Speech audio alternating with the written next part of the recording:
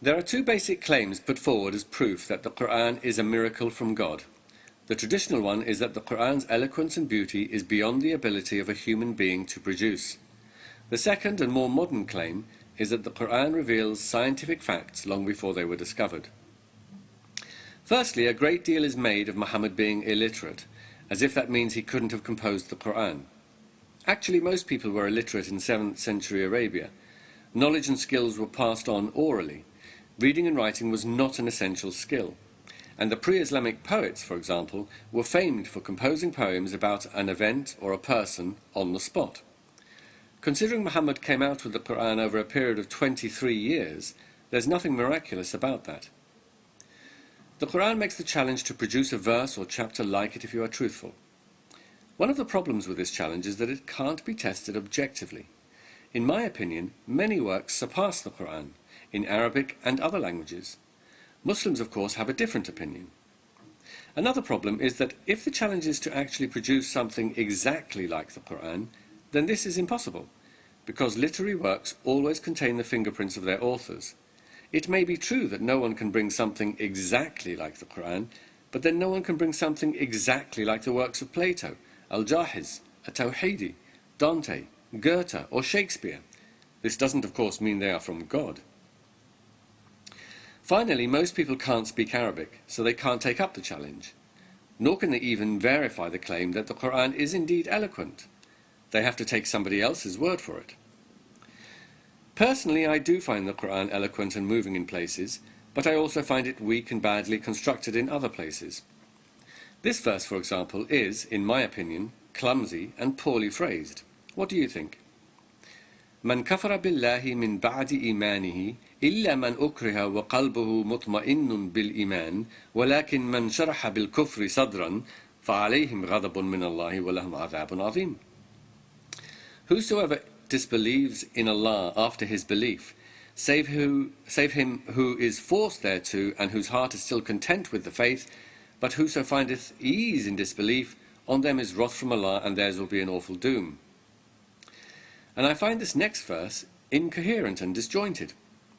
وَإِذْ قُلْنَا لَكَ إِنَّ رَبَّكَ أَحَاطَ بِالنَّاسِ وَمَا جَعَلْنَا الرُّؤْيَا الَّتِي أَرَيْنَاكَ إِلَّا فِتْنَةً لِلنَّاسِ وَالشَّجَرَةَ الْمَلْعُونَةَ فِي الْقُرْآنِ وَنُخَوِّفْهُمْ فَمَا يَزِيدُهُمْ إِلَّا طُغْيَانًا كَبِيرًا. And when we said to you, surely your Lord encompasses men, and we did not make the vision which we showed you but as a trial for men, and the cursed tree in the Quran as well, and we put terror into them, but it only adds to their great inordinacy. Next, have a look at the bizarre jumping around of pronouns in these verses, changing from you to they and he to we. هو الذي يسيركم في البر والبحر حتى إذا كنتم في الفلك وجرين بهم بريح طيبة وفرحوا بها. He it is who makes you travel by land and sea until when you are in the ships and they sail on with them in a pleasant breeze and they rejoice. وهو الذي أنزل من السماء ماء فأخرجنا به نبات كل شيء فأخرجنا منه خضرا ونخرج منه حبا متراكبا. It is he who sends down water from the skies, then we bring forth with it buds of every kind, then we bring forth with it green foliage, from which we bring forth grain piled up. Had you or I written this, we would be accused of ignorance. But if it comes from the Quran, then it's hailed as miraculous eloquence, and the grammarians created a special category called iltifat, meaning sudden transition. Next, look at this verse and tell me, what is the connection between the two subjects? وَإِنْ خِفْتُمْ أَلَّا تُقْسِطُوا فِي الْيَتَامَى فَانكِحُوا مَا طَابَ لَكُم مِّنَ النِّسَاءِ مَثْنَى وَثُلَاثَ وَرُبَاعَ فَإِنْ خِفْتُمْ أَلَّا تَعْدِلُوا فَوَاحِدَةً أَوْ مَا مَلَكَتْ أَيْمَانُكُمْ ذَلِكَ أَدْنَىٰ أَلَّا تَعُولُوا. And if you fear you cannot deal fairly with the orphans, then marry such women as seem good to you 2, 3, and 4. But if you fear you will not do justice, then only one, or what your right hand possesses. This is more proper, that you may not deviate from the right course. Now look at this verse. Do you find it eloquent?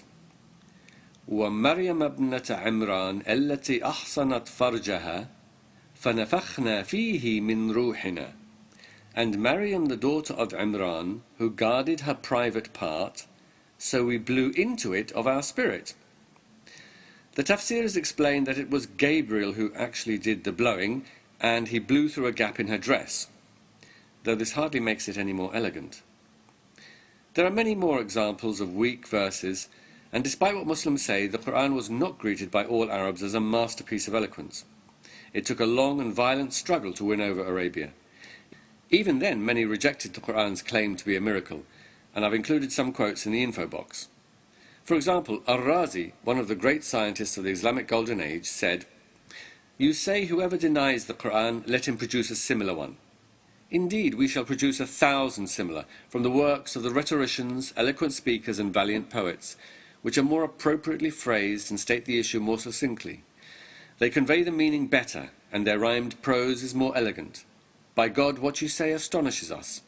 You are talking about a work which recounts ancient myths and which at the same time is full of contradictions and does not contain any useful information. Then you say, produce something like it?" Now let's take a quick look at the scientific facts which has become very popular amongst Muslims today. I personally never took them seriously when I was a Muslim, and to be fair, a great many of my Muslim family and friends don't pay them much attention either. It's also worth noting that none of the great Muslim scientists of the Islamic Golden Age, who themselves made many scientific discoveries, ever made such claims about the Quran. The main claims are concerning embryology, iron coming from space, moon is reflected light, fresh and salt water not mixing, the Big Bang, and 7 layers of the atmosphere. As for embryology, the ancient Greeks, amongst others, wrote about it long before the Quran. Of course they made errors, but are the Quran's brief and ambiguous references really free from error? Take a look at Surah Al-Tariq. فَلْيَنْظُرُ الْإِنسَانُ مِمَّا خُلِقَ خُلِقَ مِن مَّاءٍ دَافِقٍ يَخْرُجُ مِن بَيْنِ الصُّلْبِ وَالتَّرَائِبِ. Then let man see from what he is created, from gushing fluid, proceeding from between the backbones and the ribs.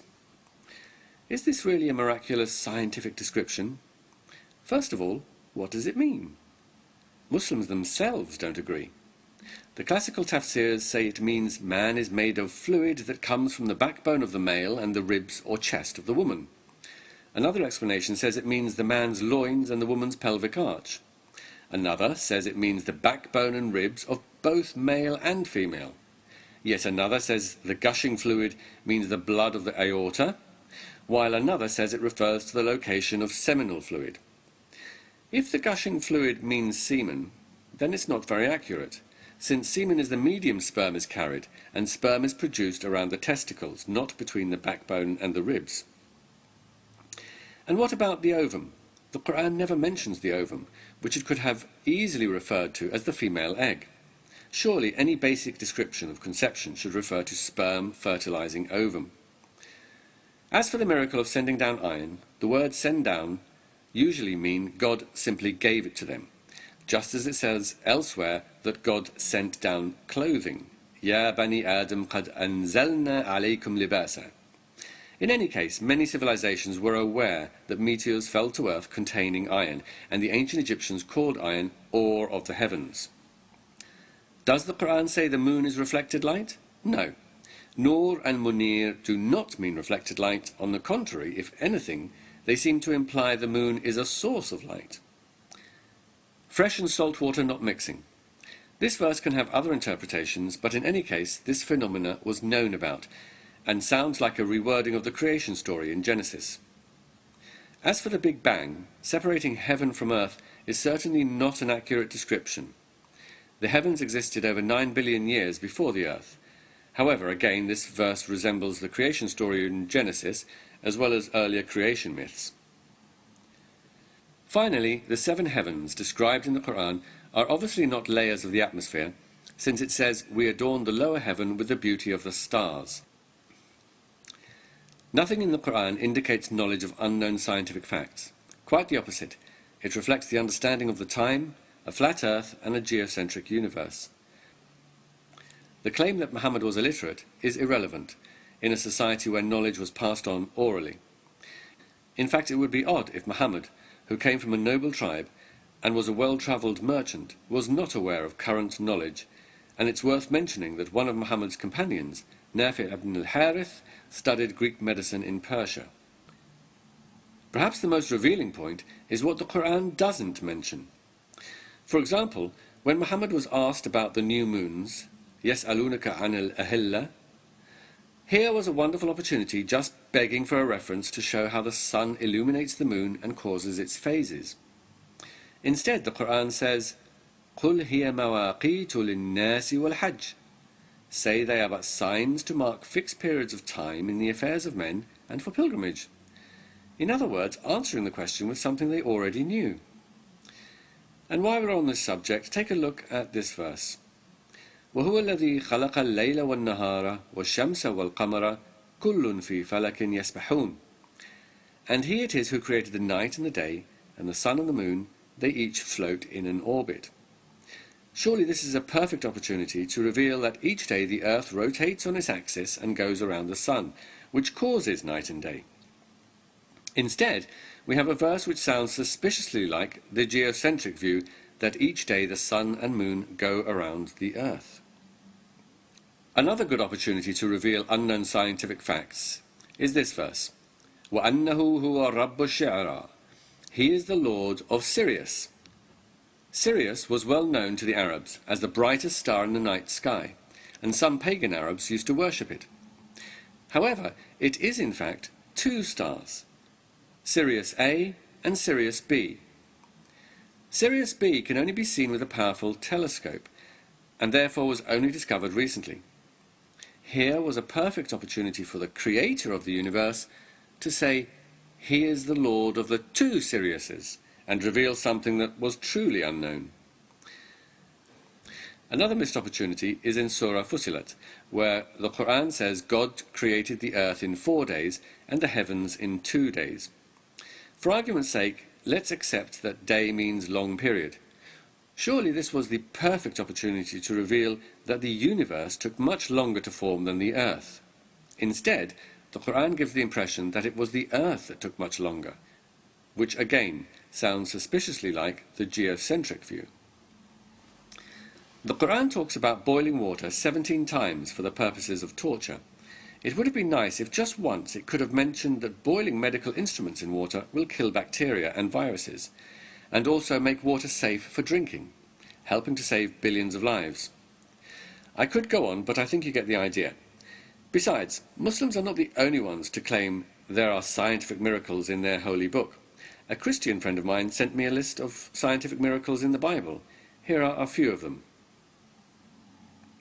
Actually, one can make almost any lengthy ancient text predict something amazing. A recent experiment on the famous poem On the Nature of Things by Lucretius found these scientific miracles amongst others. The claim that the Quran is a miracle that could only have come from a divine source is simply a myth. There is no undeniable or irrefutable evidence that proves anything of the sort.